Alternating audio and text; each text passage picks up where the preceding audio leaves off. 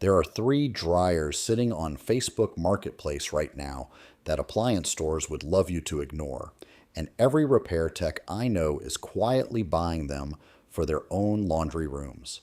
These are not project machines. These are not compromises.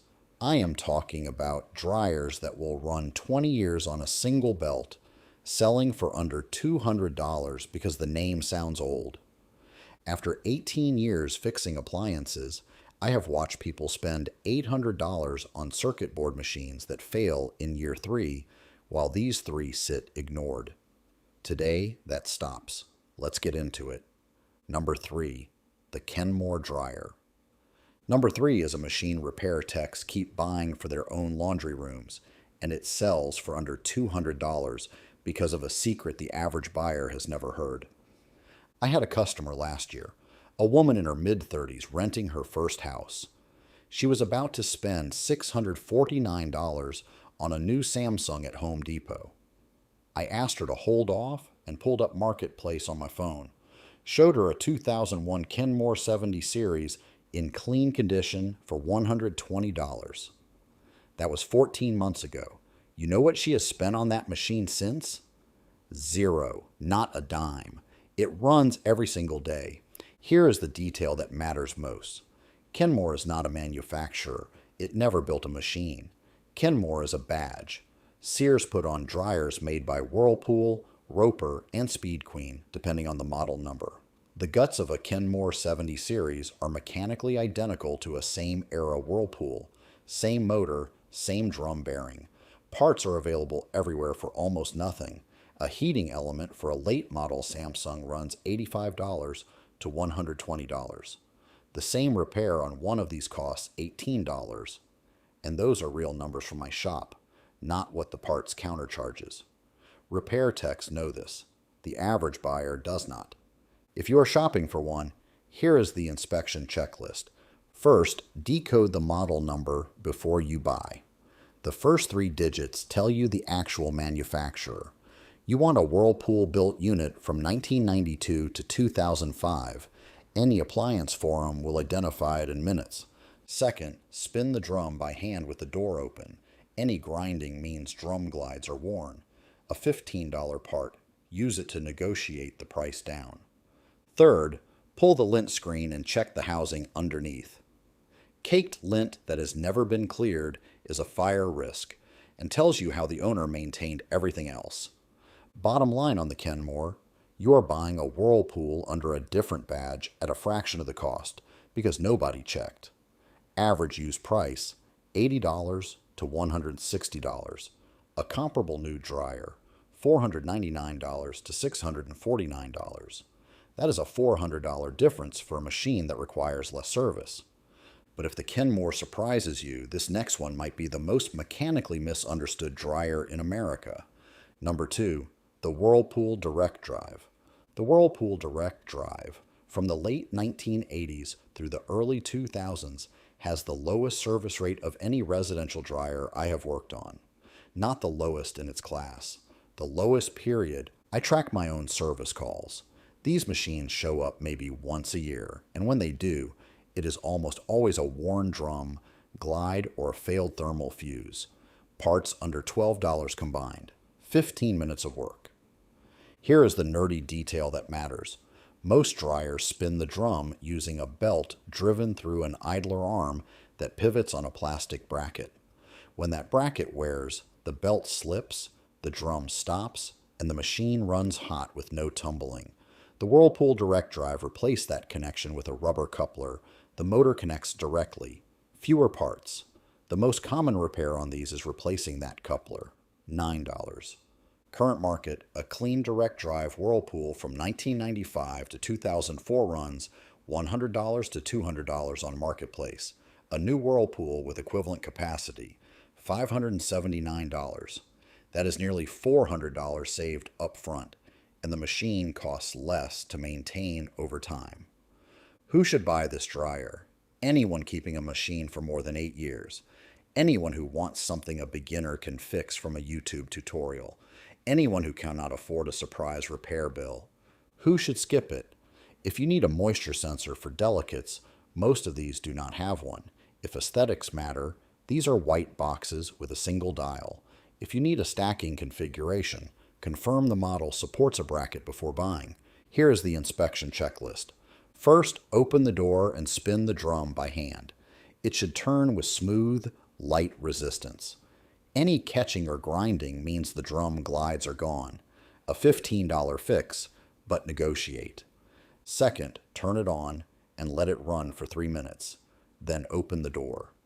The interior should be warm, not burning. Overheating usually means a clogged exhaust duct or a failing cycling thermostat. Third, listen on startup for a hum without the drum moving. That is a broken motor coupler. The machine is not dead. The $9 part fixes it.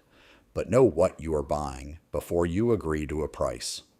Number 1 is the dryer I recommend more than any other to anyone who asks and means it. Almost everyone pushes back. Number 1, the Maytag/Speed Queen. Number 1 is a dryer that was built for laundromats, priced for garages, and ignored by everyone who is not a repair tech. 2 years ago, a guy came into my shop, mid-50s, retired, downsizing to a condo. He asked what I would buy. I told him a Speed Queen or a pre-2006 Maytag with the original motor. He stared at me. My grandmother had one of those, he said. Exactly. She bought it in 1987 and it still ran when they moved her out. He bought a 1999 Maytag Dependable Care for $175 on Marketplace. 23 months ago, 0 repairs. I walked him out to my shop parking lot and pointed at the machine in my personal laundry room, a 2003 Maytag Performa. I bought it 8 years ago with moderate use for $140. At this point, I have put maybe $27 into it, a thermal fuse and a drum belt. It still runs every single week. Here is what nobody tells you. The motors in these machines were rated for laundromat use. The drums are full steel. The bearings are oversized. A home dryer runs maybe 300 cycles a year. These machines were designed for 10 times that. You are running a commercial appliance at 10% of rated capacity. It just does not wear out. A drive belt, the only part that commonly fails, costs $9. A motor, if you ever need one, runs $55 to $85 on eBay. Those are real numbers from my shop, not dealer prices. On a modern Maytag, rebadged Whirlpool, a control board failure costs $180 to $320. The old ones do not have a control board, a timer, and a thermostat. That is it. A used pre-2006 Maytag. Dependable Care in clean condition. $150 to $300. A modern Maytag MED 5430MW new at Home Depot. $799. A new Speed Queen residential dryer. $1,149. You are getting 90% of the $1,149 machine for about $200 on Craigslist, because the year on the drum looks old. If you are buying one, here is the inspection checklist. First, spin the drum by hand. It should rotate with steady, even resistance. Any wobble or grinding means the drum bearing is worn. About $25 to fix, but use it to negotiate. Second, run a full heat cycle and feel the drum interior after 10 minutes. These machines hold heat evenly. Cold spots mean a failing heating element. $22 from my shop. Third, check the lint trap, housing and exhaust path for a home that never cleaned it. These machines ran in laundromats on commercial schedules. Residential neglect shows up here first. Who should buy one? Anyone who wants to own a dryer for 15 years and never think about it. Anyone with heavy loads. Towels, workwear, denim every week. Anyone smart enough to ignore what it looks like on the outside. Who should skip it? If you need auto dry moisture sensing, the older units do not have it. If your closet is tight, measure first. These are large machines. And if resale value matters, buy Toyota. Old Maytag doesn't help you there. My final take, this is the best dryer you can own for under $300. Built commercial, sold residential, priced like nobody knows the difference, because most people don't. if I had to buy one dryer right now, I would buy another one of these. So there it is. 3 dryers the market forgot, but repair techs didn't. The Kenmore, because it is a Whirlpool hiding behind the wrong name. The Whirlpool Direct Drive, because fewer parts means fewer failures. And the original Maytag and Speed Queen, built for laundromats and priced like nobody knows it. You now know what to look for the next time a salesman tries to convince you that anything without a Wi-Fi connection is not worth your money.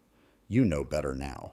If you want to know which appliances repair techs keep in their own homes, washers, refrigerators, dishwashers, I did a full breakdown on that. It is right here. Like if it helped. Subscribe for more of this. I will keep giving you what the showroom floor won't. Take care of your machines and they will take care of you every single time. See you in the next one.